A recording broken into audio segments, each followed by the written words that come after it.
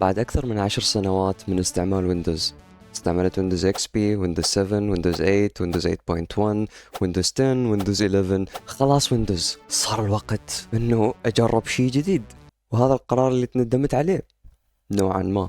خليك وياي حتى تعرف تفاصيل أكثر. السلام عليكم. ملاحظة بسيطة، هاي مو أول مرة بحياتي أجرب لينكس. قبل هالفترة تقريبا بأسبوعين أو 3، وإلى الآن أني أجرب وأسوي أشياء بلينكس وإلى آخره. فأني مو من الصفر، لا، عندي معلومات عن لينكس. أول خطوة كان المفروض أسويها أنه أختار النظام، أي لينكس ديسترو راح أجرب. استقريت على لينكس منت بحكم أنه لينكس منت هو النظام الأكثر استقرارا. فهسه راح أشرح بطريقة سريعة شلون ممكن تنصب لينكس منت. كل اللي لازم تسويه تروح للنت تكتب لينكس منت، راح تدوس على داونلود، وعندك السينمون اديشن. طبعا هذولا الثلاثة الفرق بينهم هو فقط شكل النظام وسرعة النظام إذا كان البي سي مالتك تعبان. إذا البي سي مالتك تعبان أنصحك تروح ويا ماتي أو ويا اكس اف سي اي. إذا تحب الشكل الأفضل والبي سي مالتك قوي فتقدر تاخذ سينمون اديشن. بشكل عام نظام منت كله خفيف حتى لو اخترت السينمون اديشن. بعدين تقول له داونلود،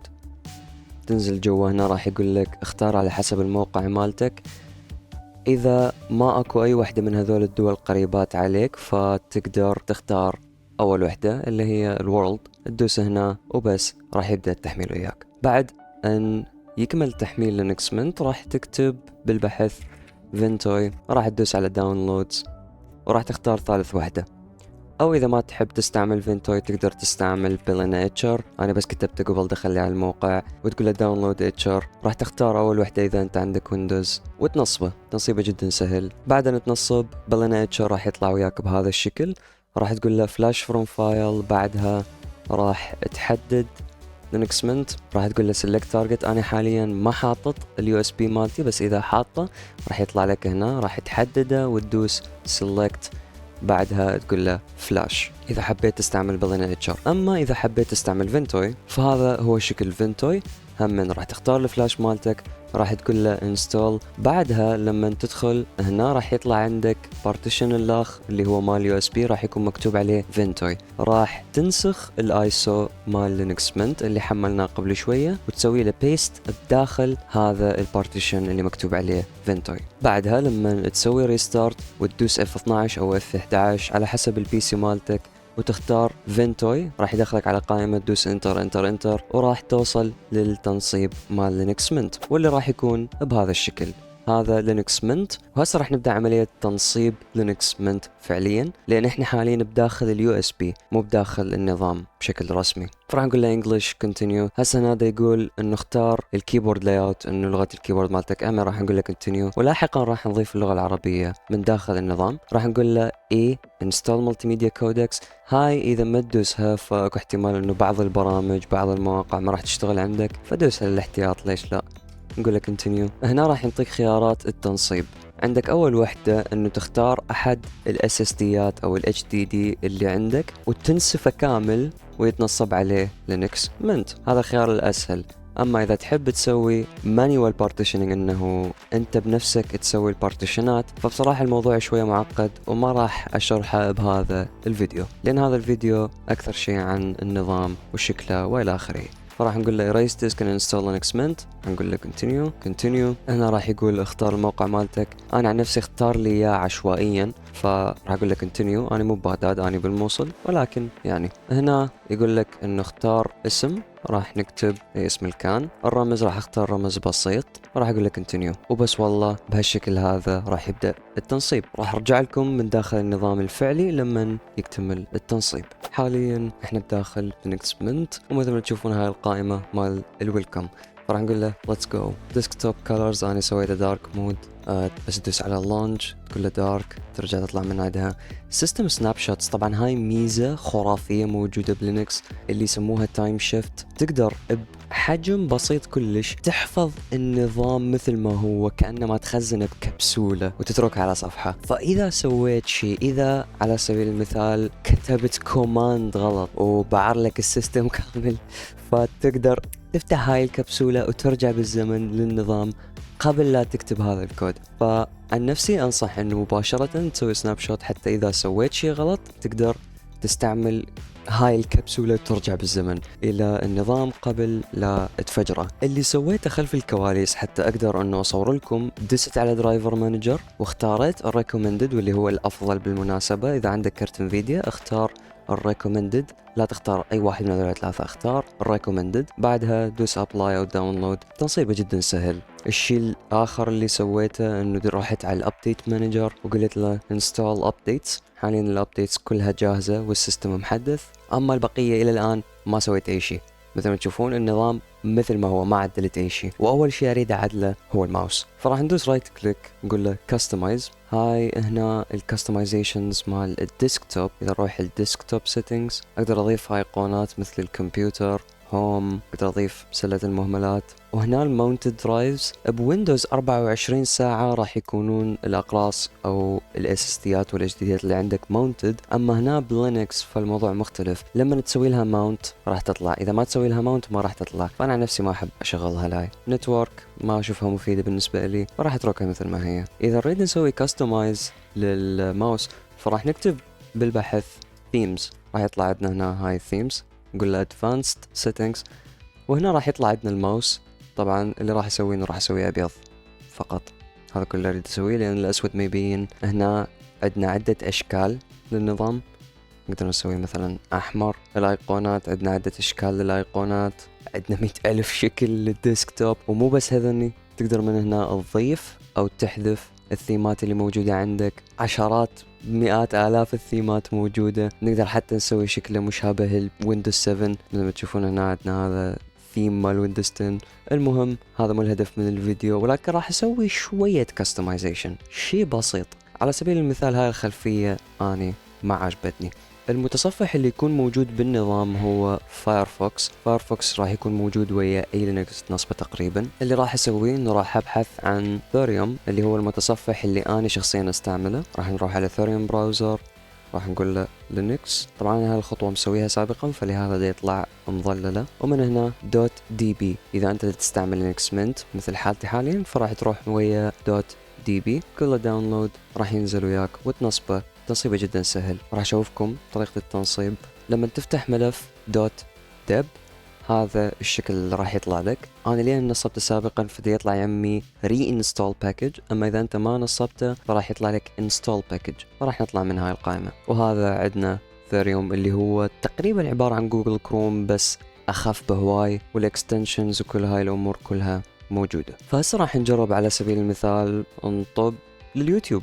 هذا اليوتيوب، خلي ابحث مثلا عن قناتي اوكي بي سي، وهاي هي القناة. خلينا نجرب نشغل هذا الفيديو مثلا. الفيديو شغال، الصوت شغال، الامور تمام. اكو شيء حبيت اسويه اعتقد ما صار، اللي هو هرتزية الشاشة. هاي شاشتي اليسار، هاي شاشتي اليمين. سويتها مسبقا انه رفعت الهرتزية. من هنا عندنا الهرتزية، هنا عندنا ريزولوشن. طبعا الحلو بأنظمة لينكس انه تعريفاتها اغلبها تكون جاهزة بس بالنظام بالملف مال الايسو نفسه، فما يحتاج تعرف كل شيء. بعض التعريفات اللي مثل تعريف كروت انفيديا لازم انت تحمله، ولكن اغلب التعريفات بشكل عام الشاشة، الماوس، الكيبورد، هاي الامور كلها تكون جاهزة داخل الايسو. طبعا مثل ما تشوفون لان غيرنا الثيم صارت هاي باللون الاحمر مو الازرق. هسه راح اروح الثوريوم، راح ابحث عن مينيمال وول بيبر. بحكم انه انا احب الخلفيات البسيطة، هاي الخلفية عجبتني، راح اقول له داونلود. 10 ثواني، لازم يحلب كل ثانية من وقتك. وهسه نزلت عندنا، فراح نروح هنا رايت كليك سيت از وول بيبر، ومثل ما تشوفون تغيرت الوول بيبر. فموضوع الكاستمايزيشن بالنظام كلش سهل وممتع.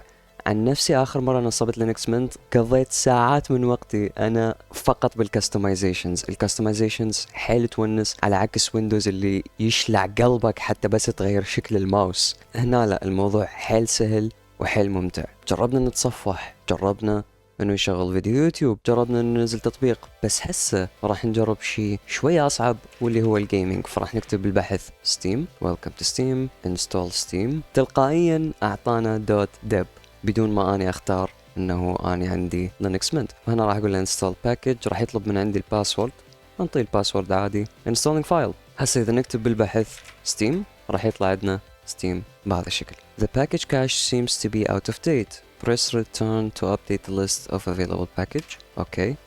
دست انتر، يطلب الباسورد. please return to proceed with the installation. راح ندوس انتر، نقول له انتر مرة ثانية. فحاليا دا يتم تحميل ستيم. طبعا مثل ما تشوفون سرعة النت أبطأ من السرعة اللي أحصلها بويندوز. النت اللي دا أحصله هنا تقريبا 3 أو 4 ميجا بايت، بويندوز أحصل 7. فهاي أحد الأمور اللي كرهتها بلينكس، تحديدا لينكس منت، لأن غير إصدارات من لينكس أغلبها ما يصير وياي هاي المشكلة، ولكن بلينكس منت تصير وياي. ولما حاولت انه اغير السيرفرات مال التحميل، اللي صار انه نظام بدأ يطلع لي مشاكل وصرت ما اقدر اسوي ابديت.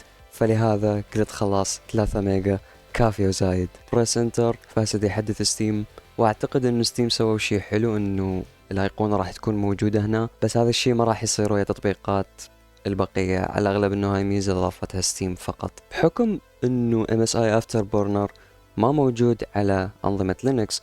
عندهم برنامج بديل اسمه Goverlay. أثناء ما أنا دا أبحث عن تنصيب Goverlay نزل عندنا ستيم، وبس والله ستيم نزل عندنا بهالشكل هذا. راح نروح لللايبراري، خلي نجرب نلعب لعبة مثل Elden Ring. أو ما موجودة على لينكس.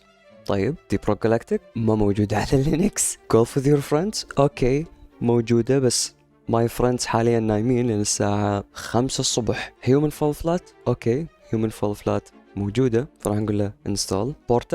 بورتال همنا موجودة بشكل طبيعي يعني. Story About My Uncle موجودة. أحد الأشياء اللي شفتها حلوة بلينكس إنه عندهم لايبر أوفيس يكون متنصب من عنده.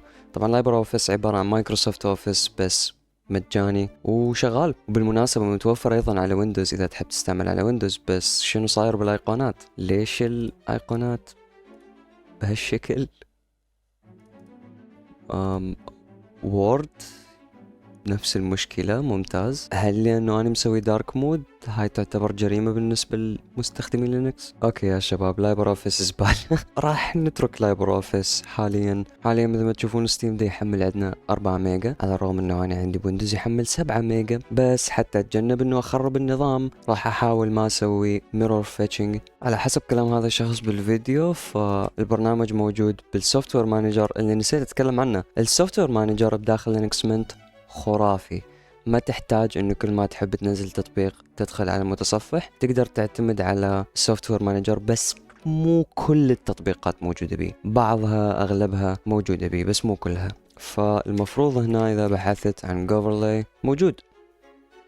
هنقول له install continue، نعطيه الرمز. مسألة انه كل شوية يسألك عن رمز هي أمان، بس أنا عن نفسي أشوفها مزعجة إنه كل شوية أدخل الرمز مالتي، فلهذا سويت الرمز بسيط من حرف واحد. اكتمل عندنا تنصيب برنامج Goverlay. فهذا الشكل البرنامج مثل ما تشوفون. بصراحة ما دا أفتهم كل شيء. أقدر أغير الأورينتيشن بس كل شيء ما تتغير. أعتقد لازم أقول له سيف. لا ما تغير شيء. طيب إذا أدوس هنا أقول له سيف، ما تغير أي شيء. ما أعرف هاي شنو. فونتس أقدر أختار الخط.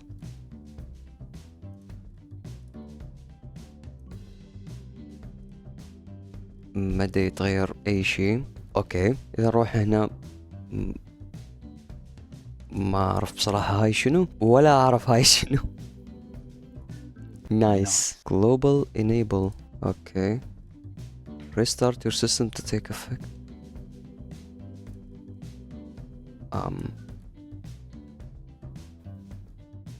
اوكي راح نجلس على برنامج Goverlay. تم تحميل لعبة Human Fall Flat، فراح نقول له play Human Fall Flat play. أول مرة أجرب لعبة على لينكس بالمناسبة.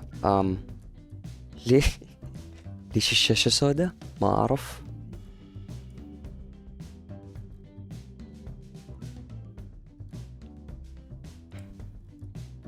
راح أترك الإعدادات مثل ما هي حسب ما دا أسمع اللعبة شغالة، بس ما دا أشوف أي شيء. طيب راح نجرب نطلع من اللعبة. راح نختار لونش 64. ما أعرف أصلا شنو هذه. هالمرة شكل اللعبة يختلف. أوكي هالمرة اشتغلت اللعبة single player start new game.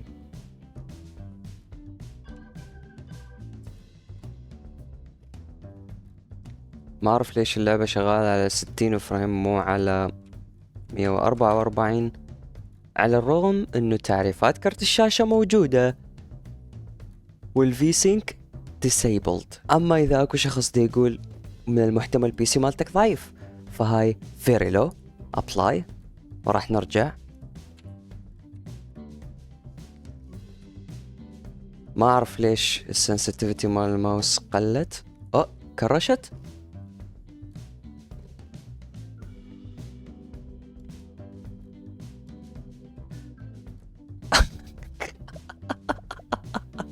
ومثل ما تشوفون يا شباب تجربة الجيمنج على لينكس منت. ما اعرف شنو اللي صار، انا محمل التعريفات. شنو اللي صار؟ هاي التعريف موجود، ما اعرف شنو اللي صار، بس اللعبة كرشت. وقبل لا تكرش كانت تنطيني تقريبا 60 فريم، ما تنطيني 144، على الرغم انه كرتي يقدر يشغلها اكثر من 144 على ويندوز. فما اعرف شنو اللي صار، واتمنى ما حد يقول لي انه اني سويت غلط، لان سويت كل شيء اعرفه بشكل صح. هسه يطلع اكو كوماند اذا تكتبه ولازم تسوي شيء، لازم تروح على التيرمينال sudo make my pc stronger please، انطيني الباسورد. فرجاء حملت التعريف، سويت ابديت للنظام، سويت ابديت للتطبيقات، حملت ستيم. شنو الغلط اللي سويته؟ ليش اللعبة كرشت؟